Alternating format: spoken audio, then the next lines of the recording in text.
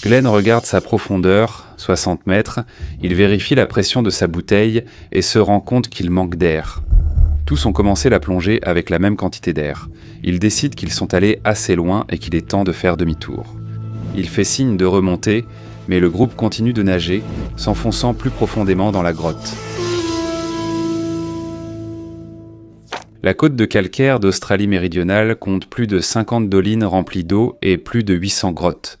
L'une de ces dolines est connue sous le nom de The Shaft, une destination de plongée de renommée mondiale située dans un champ appelé Thompson's Paddock près d'Allendale East, à quelques kilomètres au sud du mont Gambier. The Shaft a été découvert en 1938 lorsqu'un cheval de fermier a trébuché sur un trou de moins de 30 cm de diamètre. Lorsque le fermier a enquêté, il a découvert que le trou s'ouvrait sur un gouffre profond rempli d'eau. Pour éviter un accident, il a versé des gravats dans le trou, espérant le remplir et le recouvrir. Après avoir déversé plus d'1 tonne de pierres sur une certaine période, il s'est rendu compte que le trou était plus profond et plus grand qu'il ne l'imaginait. Dans les années 60, des spéléologues ont élargi le trou à 1 mètre afin de pouvoir descendre dans la chambre de calcaire poreux, située à 7 mètres sous le niveau du sol. La chambre s'ouvre sur un lac de 17 mètres de large. Le puits est devenu un site populaire de plongée souterraine au début des années 70. En 1973, le puits avait accumulé plus de 8000 plongées descendant dans le lac. La chambre principale mesure 140 mètres de long et 80 mètres de large, l'éboulis rocheux. Le tas de pierres du fermier jonche le sol de la chambre principale, allant de 40 mètres jusqu'à une profondeur de 36 mètres. La plongée récréative a certaines limites de temps et de profondeur. Le fond de cette chambre principale, à 40 mètres, représente la limite de profondeur pour les plongeurs récréatifs. Un plongeur peut passer 9 minutes à 40 mètres avant de devoir remonter à la surface. S'ils restent plus longtemps que cela, ils doivent commencer à faire des paliers de décompression en remontant, ce qui demande beaucoup plus de planification et davantage de bouteilles d'air. S'ils ne font pas ces paliers de décompression, ils pourraient alors souffrir du mal de décompression. Et lorsqu'un plongeur a de l'air normal dans sa bouteille, comme l'air que nous respirons à la surface, alors la profondeur maximale absolue est de 66 mètres. Au-delà de cette profondeur, le taux d'oxygène dans votre sang devient toxique, ce qui entraîne des convulsions et, finalement, la mort.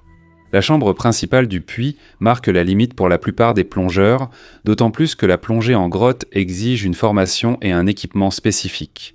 Au-delà de l'éboulis, il y a 2 tunnels, l'un s'étendant vers le nord-ouest et l'autre vers l'est. L'entrée des tunnels est appelée le drop-off ou le bord. Aucune lumière naturelle provenant du puits n'atteint ces tunnels plongés dans l'obscurité totale en raison de la taille du trou et de la hauteur de la chute. Les plongeurs et leur équipement sont descendus dans l'eau à l'aide d'une corde, d'une échelle et d'un système de treuil. Le puits tire son nom de la lumière du soleil qui traverse la petite ouverture à la surface, illuminant la caverne sous-marine et les énormes blocs de pierre à plus de 60 mètres sous la ligne de flottaison. Le 26 mai 1973, un groupe de 9 jeunes plongeurs âgés de 22 à 28 ans du club de plongée South Pacific de Nouvelle-Galles du Sud fait un voyage au mont Gambier. Ils installent des tentes au parc de caravanes Queen Elizabeth, en face d'un ancien cratère volcanique appelé le lac Bleu. Le lendemain, le 27, le groupe se dirige vers le sud jusqu'à la propriété Thompson's Paddock. Ils rencontrent Bevey Ashby, le propriétaire de la ferme, et ils signent le livre d'or. Je remarque 2 niveaux d'expérience distincts dans le groupe. Glenn, Steven et Christine Millett, qui dirigent un centre de plongée familial à Sydney, ainsi que Robert Smith, qui est le président du club de plongée, sont tous membres de la FAWI, la Fédération australienne des instructeurs de plongée sous-marine. Je ne suis pas sûr que cela signifie que les 4 sont instructeurs, mais il semble qu'ils aient plus d'expérience que le deuxième groupe de 5 plongeurs. Peter Burr, Larry Reynolds, Gordon Roberts, John Bockerman et Joan Harper semblent être des plongeurs amateurs. D'après ce que je vois, les plongeurs se considèrent comme expérimentés, mais je ne sais pas combien de plongées ils ont effectuées ni quelles sont réellement leurs qualifications. Dans les années 60 et 70, la formation et les qualifications n'étaient pas aussi structurées qu'aujourd'hui. La formation se transmettait plus ou moins d'un plongeur à l'autre. Christine Millett, la plus jeune du groupe, à 19 ans, se fait un nom en tant que prodige de la plongée. Elle a fait la une du magazine Skin Diving à l'âge de 18 ans. Robert Smith, le président du club, est le seul à avoir plongé dans le puits. Il s'est rendu au mont Gambier 8 fois, accumulant 25 plongées dans le puits. La dernière fois, c'était 1 an plus tôt, pendant le week-end de Pâques en 1972. Le reste du groupe s'est très probablement entraîné et a plongé dans l'océan. J'ai le sentiment que c'est une période passionnante pour pratiquer la plongée sous-marine. Ce jeune groupe est composé de pionniers dans ce sport à une époque où la plongée sous-marine commence à devenir populaire. Après avoir installé leur équipement, le groupe effectue sa première plongée. Ils installent une ligne de descente jusqu'à l'amas de rochers à 40 mètres. Une ligne de descente est une corde ou une ficelle avec une bouée flottante attachée à une extrémité. L'autre extrémité est lestée ou attachée à un objet au fond et sert de guide pour la descente et la remontée.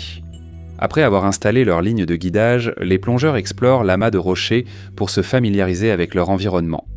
Ensuite, ils descendent à une profondeur de 45 mètres vers le bord du tunnel nord-ouest. Personne avant eux n'a plongé au-delà de ce point.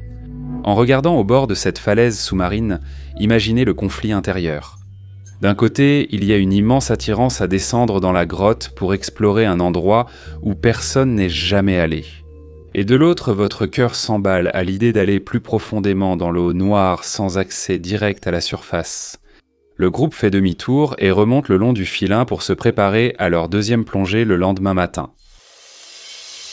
Le matin du 28 mai, les plongeurs préparent leur équipement au camping.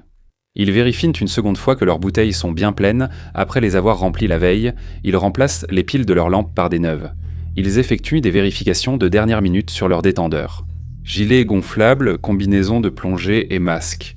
Christine va au kiosque pour prendre un café et engage la conversation avec le gardien. Elle dit : Nous allons descendre dans le puits jusqu'à 76 mètres. Ce sera une plongée rapide, tout droit vers le bas, puis tout droit vers le haut.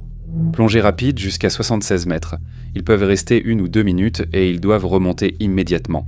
Cette profondeur n'est même pas indiquée sur les tables de plongée récréatives, utilisées pour planifier la durée à une profondeur donnée.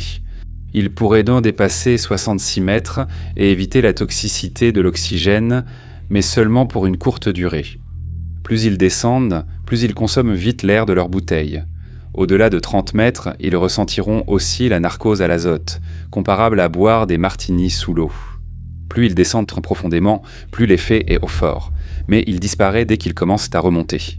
Tout leur plan repose sur le fait d'entrer et de sortir très rapidement sans que rien ne tourne mal. Le gardien avertit Christine de reconsidérer leur plan. Il a vu assez de plongeurs expérimentés trouver la mort dans les gouffres, mais Christine l'ignore simplement en disant « Nous sommes tous des instructeurs de plongée.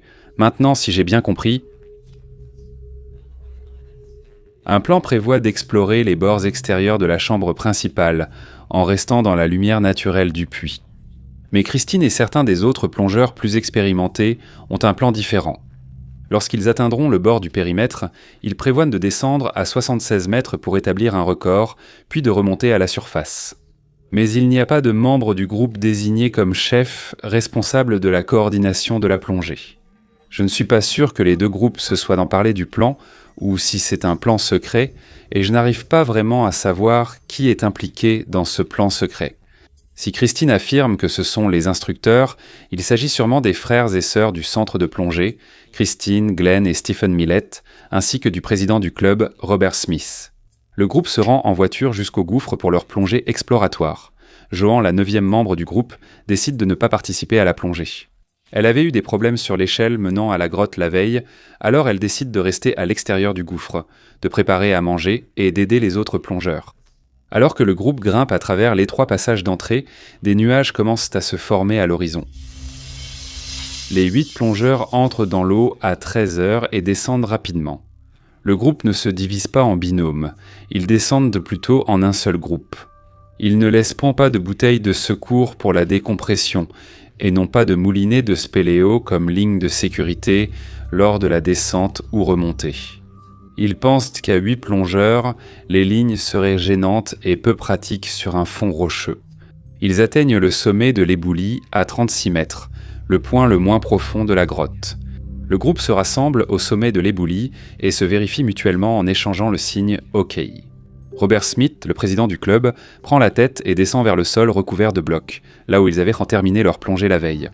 Il les emmène jusqu'au bord, à 24 mètres de l'éboulis, Juste avant d'atteindre la falaise à une profondeur de 55 mètres, Robert commence à se sentir étourdi. Il reconnaît les effets de la narcose à l'azote. Robert vérifie son profondimètre, se tourne vers les autres qui le suivent de près et leur fait signe qu'il a des vertiges. Et il fait demi-tour vers le sommet de l'éboulis, ils lui font signe que tout va bien. Et 7 plongeurs poursuivent leur descente pendant que Robert remonte seul. Au moment où il atteint le sommet de l'éboulis, les effets de la narcose à l'azote se dissipent, et il se sent beaucoup mieux. Pendant qu'il attend le retour du groupe, il passe le temps à chercher de vieux os et des squelettes d'animaux. Robert Smith pourrait être l'un des instructeurs de plongée qui envisageait une descente rapide à 76 mètres. Il reste maintenant Christine, Glenn et Stéphane Millett, les frères et sœurs du magasin de plongée. Le groupe poursuit sa descente le long de la pente, sur un côté du périmètre de la chambre principale. L'eau est claire et la lumière provenant de la colonne au-dessus éclaire leur chemin. Stéphane Millett du magasin de plongée et Pierre Burt prennent des photos en avançant. Lorsque les 7 plongeurs atteignent le bord à environ 60 mètres, la lumière naturelle provenant de l'entrée du gouffre a disparu. C'est sombre, un territoire inexploré, recouvert de vases meubles et de débris de calcaire. Ils nagent au-dessus du rebord et suivent le contour qui descend en pente raide, alors qu'ils disparaissent dans l'abîme. Peter Burr, la dernière personne du groupe, suit prudemment. Il suit sur environ 15 mètres mais commence à se sentir groggy, les effets de la narcose à l'azote se faisant sentir, il va vers le plongeur le plus proche, Glenn Millett, pour vérifier son manomètre de profondeur. D'après les informations que je peux trouver, il n'est pas clair si Peter a son propre manomètre de profondeur, mais il semble que non, et donc il compte sur l'équipement de Glenn.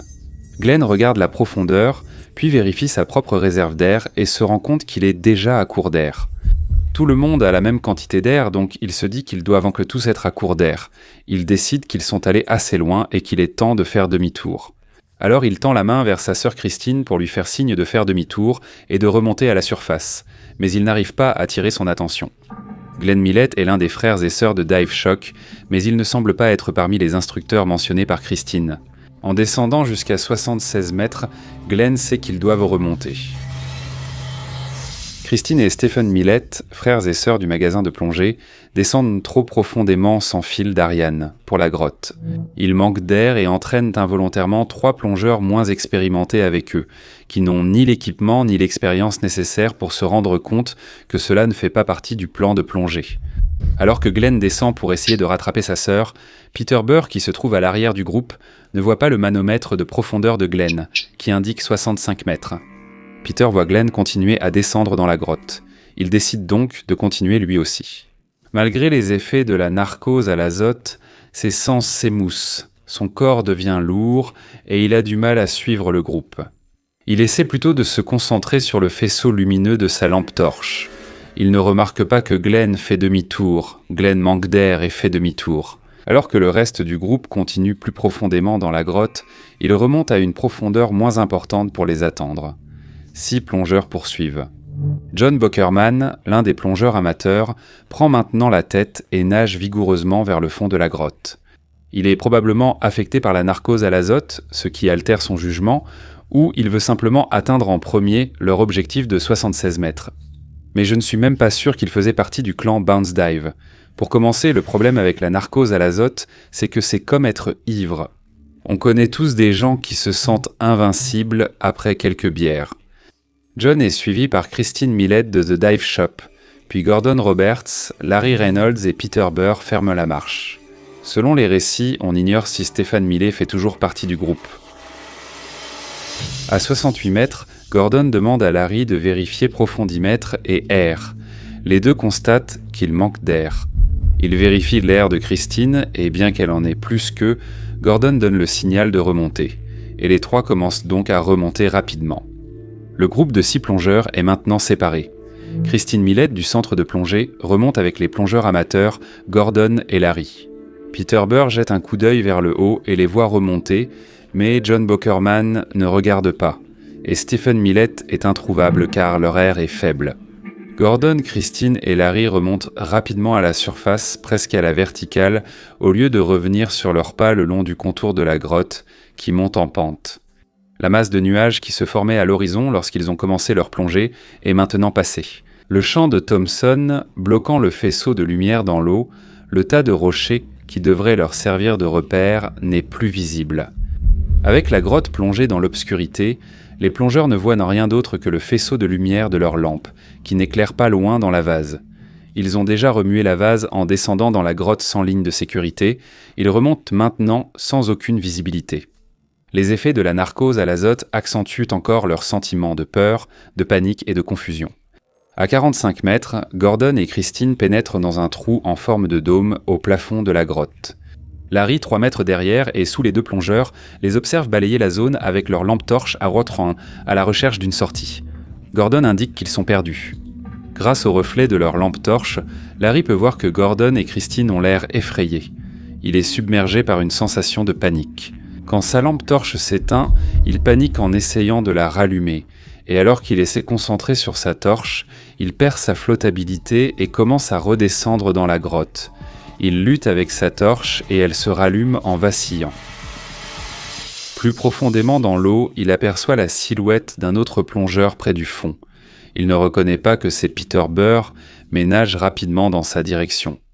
Puis il aperçoit une lueur de la lumière faible et diffuse provenant de l'ouverture du gouffre et se tourne pour nager vers la lumière. Il trouve Glenn et Robert en train de remonter à la surface et les rejoint. Peter aperçoit Gordon et Christine dans le dôme au plafond de la grotte, et Larry juste derrière eux. Mais le limon remplit l'eau et obscurcit sa vision.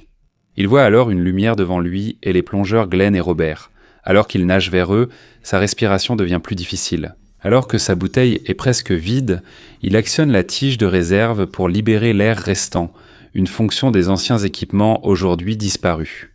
Puis il regarde son manomètre de décompression, qui est un précurseur des ordinateurs de plongée modernes, et voit qu'il a dépassé ses limites de quelques minutes. Il remonte alors à 3 mètres sous la surface pour effectuer un palier de décompression jusqu'à ce que son air de réserve soit épuisé. Robert cherche de vieux os et squelettes d'animaux au fond du tas de rochers depuis environ 8 minutes en attendant le groupe. Il remonte ensuite au sommet du tas de rochers et voit Glenn revenir de la grotte. Glenn surveillait sa réserve d'air en attendant le groupe sur la corniche. Mais maintenant, il est à court d'air et remonte à la surface, il suit la lueur provenant du gouffre.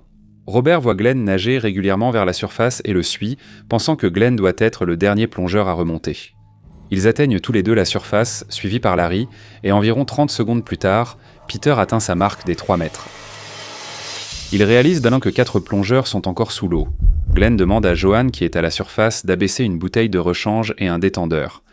Il plonge immédiatement pour retrouver son frère, sa sœur et les 2 autres plongeurs disparus. Il descend le long du filin, puis s'éloigne et descend jusqu'à une profondeur de 45 mètres. Aucun signe des plongeurs disparus. Lors de sa première plongée, il a failli manquer d'air et n'est pas descendu aussi profondément que les autres. Un nœud au creux de l'estomac lui fait comprendre qu'ils sont déjà à court d'air. Glenn remonte à la surface et informe les autres. Maintenant, Robert remplace sa bouteille et plonge à l'endroit où il a vu le groupe pour la dernière fois, à 55 mètres. Il ne trouve aucune trace des plongeurs. Il descend plus bas, jusqu'à 60 mètres vers le bord, où il trouve la lampe torche et l'appareil photo de Stéphane Millet. À mesure qu'il descend plus profondément, la visibilité se détériore à cause du limon. Il atteint 68 mètres, là où Larry lui avait dit qu'ils avaient en terminé leur plongée. La visibilité est tellement mauvaise que Robert ne peut pas voir sa main devant lui.